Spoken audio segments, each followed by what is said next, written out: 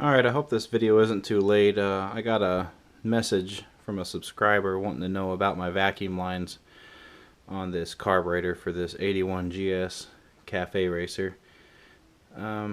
Pretty much, this is the fuel line right here. This is the main fuel line, and this is the one from the carburetor that gives you the pressure to the tank to actually push it into the carburetor.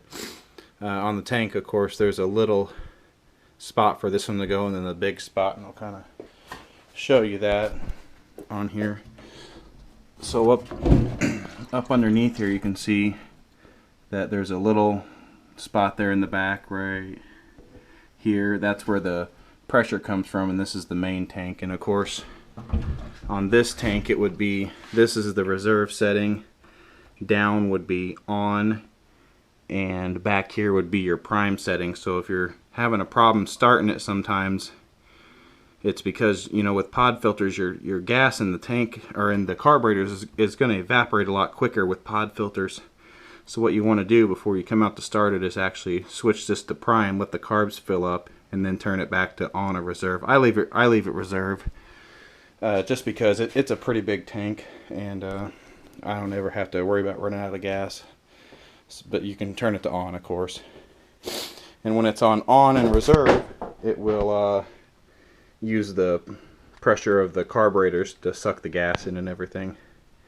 So that's where that line's hooked up, and this is the main line, like I said. And then of course another line I'll kind of show you. You know, my breather right here goes straight into a little filter here, and I don't ever have anything dripping out of it. It's pretty much just a crankcase breather type line.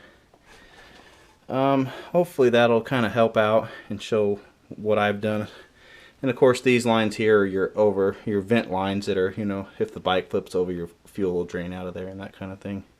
And there's two of these, one on the other side. I'll kind of get a light here, and maybe I can light up the carburetors a little bit better and kind of go around them, then you can kind of see what's going on, hopefully.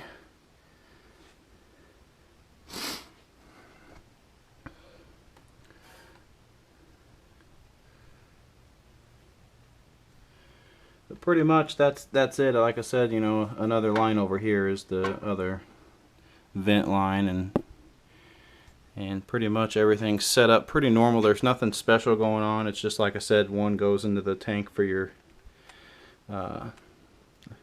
normal line. I don't know if you could run without, like, normally, like if I start this up and just put a little tank on here just to get it running without the main tank on, I'll plug this line up with a little screw. I don't know if you could actually run like that and get the right settings wide open, you know, without having that vent pressure or whatever on there.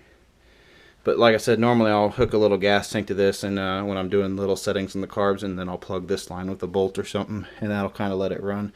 But if this line is not hooked up to your gas tank, and or it's open when you're running it, it will run like crap.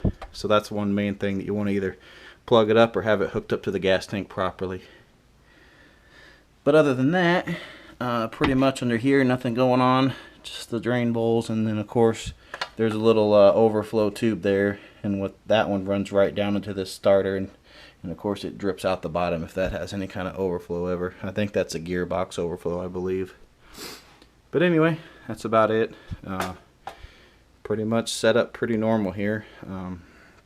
One thing you want to make sure, if you've got these pod filters, you want to have them oiled, and you don't want to over oil them, you don't want to under oil them. I don't know how to tell you to oil them right, but you know, you got to find a fine medium on them for it to run right, because if it's over oiled, it's not going to suck enough air, and if it's under oiled, it's going to suck too much air, and the amount of oil you put on there is going to kind of allow it to suck the right amount of air. So that's just something you'll have to play with to get it right. I haven't really found the perfect setting yet. I'm kind of somewhere still in the tuning stage of it, but pretty much that's it. Alright, like I said, sorry this video response is so late. You know, I wanted to keep all my comments caught up, and this one slipped by me, so hopefully this helps out. Thanks for watching.